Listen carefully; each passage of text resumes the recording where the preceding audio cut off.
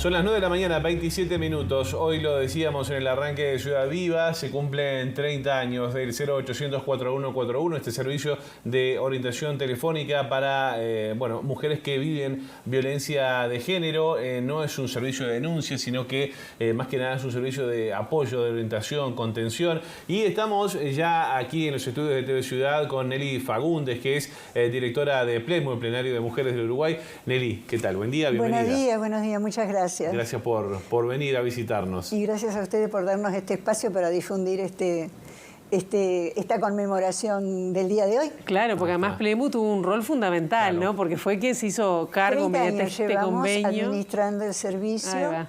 El servicio surgió como una necesidad de las ONG que en aquella época, 1992, trabajábamos con mujeres y llegaban muchas mujeres a plantearnos situaciones de violencia doméstica y no dábamos abasto porque en realidad no teníamos recursos, hacíamos todo lo que podíamos, pero ahí fue que se nos ocurrió plantearle la idea al intendente de Montevideo, ¿no?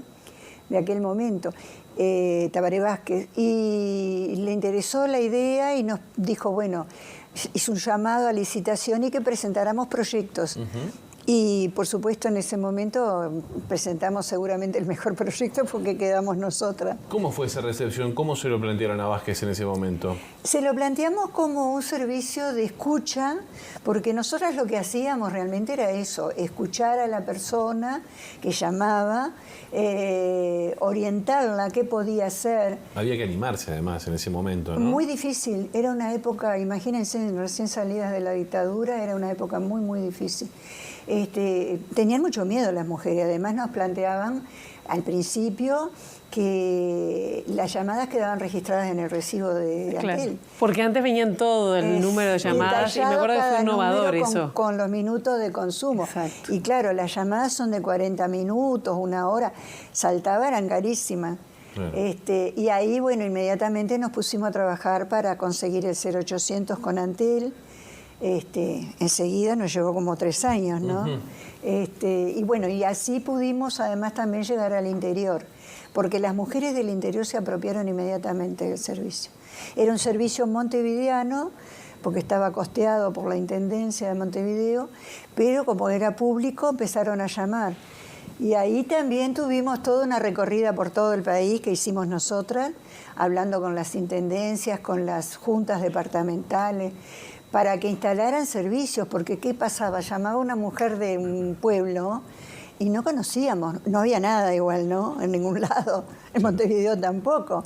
Las únicas derivaciones que hacíamos eran nuestras propias organizaciones. Pero sí, ese servicio nos permitió, a partir de una ficha que todavía se usa, se fue modificando con los años, pero desde el primer día se hizo una ficha que, si bien la llamada es confidencial, le pedimos a la mujer que nos diga un nombre cualquiera para identificarla. Claro. Y ahí fuimos descubriendo y nos fue dando mucho dato, porque no había nada sobre el tema. Ni siquiera en el Ministerio del Interior. ¿Y qué tipo de datos surgieron a partir de allí? ¿Qué tipo de mujeres llamaba? Exacto, ¿Cuántos, el promedio de años? ¿Hay algún dato de eso que puede...? Sí, hay mucho dato. ¿Recordar, por ejemplo? No está, claro, yo recuerdo hasta las últimas cruzamientos que se hicieron, no está actualizado. Pero surgía, por ejemplo, al principio llamó mucha gente mayor, las mujeres que nos contaban historias de 30 y 40 años de vivir violencia. ¿Y por qué aguantaban, no? Generalmente era por lo económico, por el miedo a estar solas, por no saber moverse. Y después, bueno, desmistificamos aquello de que las que sufren violencia son las mujeres pobres, porque en realidad empezó a llamar, también en la ficha hay una selección donde se les pregunta a nivel educativo, barrio donde vive, situación económica, pero no en cuanto, sino quién tiene, por ejemplo, mujeres que eran empresarias y que la empresa era de ellas y sin embargo también seguían soportando la violencia, ¿no? Claro. Fuimos aprendiendo mucho, fuimos modificando la ficha. Eso justamente le quería consultar, porque cambiaron los tipos de denuncias también y los tipos de violencia. ¿Cómo valoraron ese cambio? Sí, En realidad no hacemos una valoración porque no seríamos atrevidas si nos pusiéramos a hacer eso. Pero lo que sí fuimos descubriendo, por ejemplo, más actualmente, sobre todo, mucho consumo de droga, ¿no? Hay, en la ficha también se pregunta si consume droga ella o él, qué tipo de droga, qué nivel educativo tiene el agresor, que no siempre es la pareja. Puede ser el padre, un hijo. Hemos tenido situaciones de que el agresor es el hijo, sobre todo en personas mayores. Ajá. Sí. Bueno, y modificando la ficha fuimos teniendo más datos también, ¿no? Como decía al principio, se desmitificó, las mujeres de clase alta y de nivel educativo alto también viven y sufren violencia. Se modifica un poco, ¿no? Porque yo siempre digo, las pobres, las mujeres más pobres, tienen mucho tipo de violencia. Desde que no tiene la vivienda adecuada, no tiene trabajo, a veces le falta la alimentación para ella y sus hijos. Tiene una violencia más más física. sistémica, claro. Exacto, más endémica. Y en cambio en la clase alta ahí se modifica un poco, ¿no? Ya la violencia tiene más que ver con lo psicológico, la económica en muchos casos. Cuando no es de la mujer el capital, ahí sufre una violencia económica. Claro. Usted decía que más que un servicio de denuncia es un servicio de contención y de escucha. Sí. ¿Eso sigue siendo así? ¿Le dan elementos, la escuchan y ha avanzado también en Sí, lo claro. que ustedes, digamos, ofrecen a través del servicio? Claro, a partir de todos estos datos que fuimos analizando, bueno, y que se fueron presentando a los distintos gobiernos, fue que se fueron creando otros servicios, ¿verdad? Hoy existen, muy lentamente se empezaron a crear otros servicios. Hoy existen comunas mujer, existen centros de atención en todo el país, el país. Incluso en algunas ciudades, en distintos pueblos hay también este servicio. Entonces, se escucha la problemática, la llamada es individual, se escucha con mucha atención, la operadora va identificando qué es lo mejor para asesorarla y de acuerdo a la situación la deriva a alguno de estos centros o directamente a la comisaría o directamente le dice que salga de su casa. En ese caso lo único que se le dice es que salga con sus documentos y nada más. Y ahí, dependiendo con quién está o quién es su vínculo más inmediato, que a veces es un técnico de un centro CAIF, una maestra o una policlínica, entonces de ahí se les pide que las ayuden a salir del hogar e irse, bueno, en principio a un refugio o ver, ahí ya... ¿Y hacen ustedes el contacto con esas otras personas? Sí, claro, sí, porque lo que se intenta es, cuando hay peligro de vida, sacarla rápidamente. A veces va directo a un hotel y de ahí después se busca la manera de que llegue a un refugio. Hoy hay refugios, por ejemplo, que antes era impensable. En el interior me acuerdo que algunas intendencias empezaron pagando el hotel a algunas mujeres, ¿no? No es lo ideal. No es para nada lo ideal. Pero bueno, la cuestión es sacarla. ¿Por qué? ¿Por un tema de seguridad? En un hotel se sienten muy solas, por más que el técnico esté allí un rato con ella, el resto del tiempo se queda muy sola. Y a veces personas que nunca tuvieron la posibilidad de estar en un hotel, digo, se sienten demasiado sacadas del contexto, ¿no? En cambio, un refugio están las 24 horas con contención. Los refugios además tienen gente personal calificada para trabajar también con los niños. Sí, es mucho lo que hay que hacer cuando una persona sale de su hogar. Nelly, ¿qué pasó con el servicio 0841 durante la pandemia? ¿Se incrementaron las denuncias? Porque me está acordando en las conferencias de prensa que habitualmente daba el presidente de la calle Pou, una vez fue consultado qué pasaba con la violencia intrafamiliar en el marco del encierro por las cuarentenas y demás. Él lo definió como hay daños colaterales que no podemos contener. Y que fue algo bastante grave. ¿Cómo vieron eso? Fue muy grave. Se duplicaron las llamadas.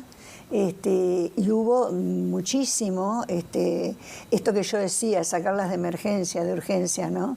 Se aumentó el consumo de alcohol dentro del hogar. Eso fue una cosa que la constatamos a través de las fichas también, ¿verdad? Y vuelvo a repetir, no daban abasto a atender tantas llamadas. Claro. tuvieron que reforzar los turnos entre las 8 de la mañana, las 6, 7, 8 de la tarde, explotaba, así era una cosa que no daban abasto. Ahí está. No se analizaron esos datos aún. Todavía no. ¿Qué puede arrojar eso? Y pensamos que así como lo que pasa es que al principio teníamos nosotras la gestión y administración de la sistematización. Luego esto estuvo a cargo de la Intendencia durante, no me acuerdo, 24 años, ahora hace 5 o 6 años que depende del Instituto de la Mujer, del MIDES. Y ellos tienen su propio equipo que sistematiza. Bueno, lo hacen de otra manera, ¿no? Igual el PLEMU sigue... sigue en la gestión directa, totalmente, digamos. Sí. Sigue en la gestión, que no solo es gestionar recursos, sino gestionar todo el servicio, ¿no? Somos las que estamos todo el tiempo buscando la manera de llegar a más gente, de mejorar la atención, capacitando a las orientadoras. ¿Cuántas personas están trabajando y qué tipo de capacitación reciben para atender esas llamadas que pueden ser tan diversas? Muy diversas. Primero, desde que empezamos, se hizo un curso bastante intenso sobre la problemática de la violencia doméstica, que era como estaba concentrado en aquel momento. De un curso de 25 solo quedaron 5 seleccionadas, de las cuales una después no marchó, hubo que sacarla porque ella empezó a sufrir mucho. Después nos enteramos que era una mujer que había estado presa en la dictadura y bueno, la violencia no podía soportarla.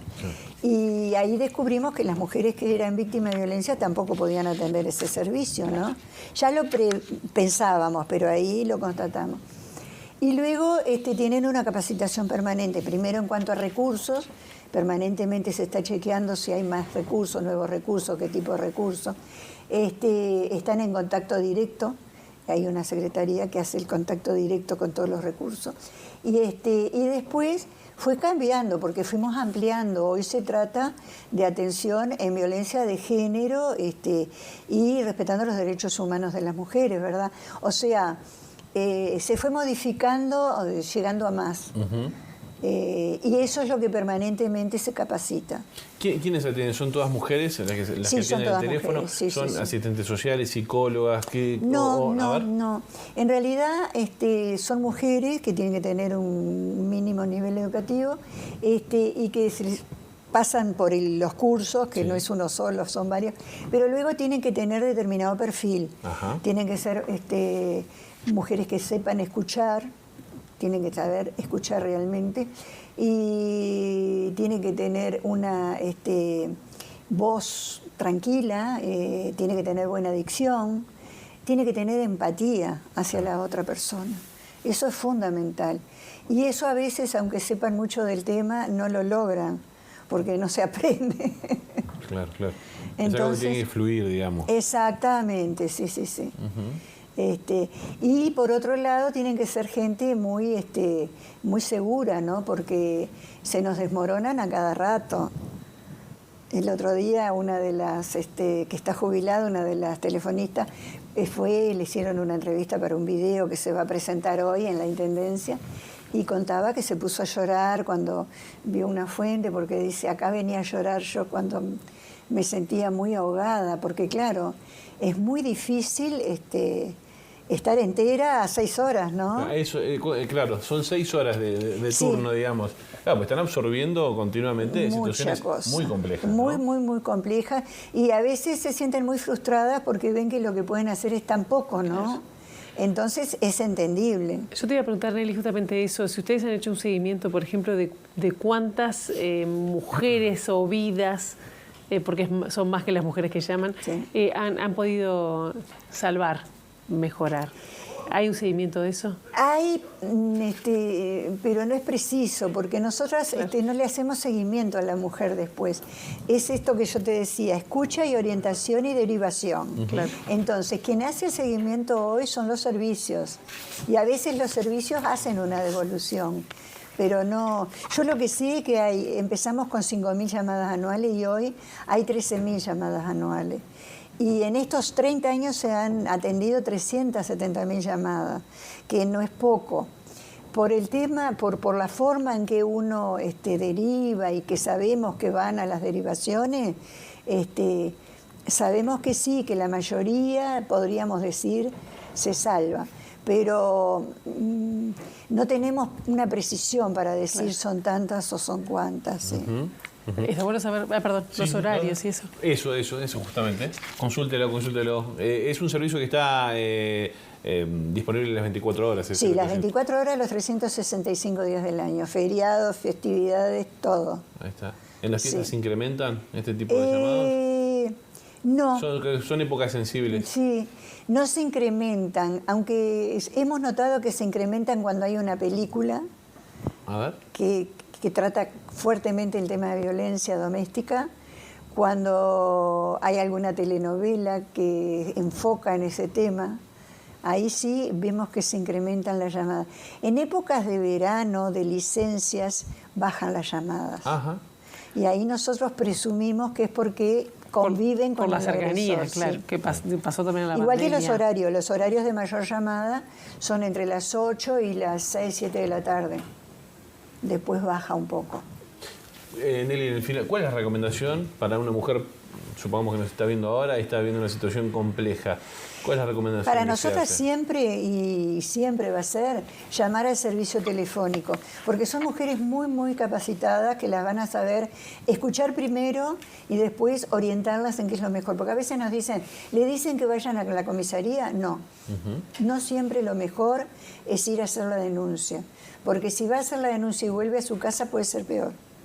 Y de hecho tenemos varios casos cuando pasa en la prensa, nos enteramos de alguna muerte de una mujer, de algún femicidio, luego dicen sí, hizo la denuncia y sí. Nosotros no recomendamos la denuncia sin primero hacer otros pasos. Claro. Primero la contención, después la denuncia. Y buscar apoyo en otro sentido. Legal, de salud. Si tiene que salir, si no tiene que salir del hogar.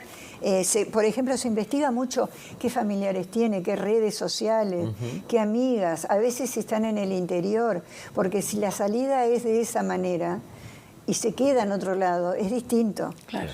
Y no hacer la denuncia y volver a la casa. Está claro. Nelly Faúndez, directora de Plemo, gracias por estos minutos con Ciudad Viva y felicitaciones por todo el trabajo que han realizado y que van a seguir realizando. Muchas gracias a ustedes y bueno, queda la invitación para hoy a las 5:30 de la tarde en la sala Ernesto de los Campos, donde vamos a hacer una conmemoración ahí junto a la Intendencia y al MIDES. Muy bien, muchas gracias. A ustedes, a ustedes.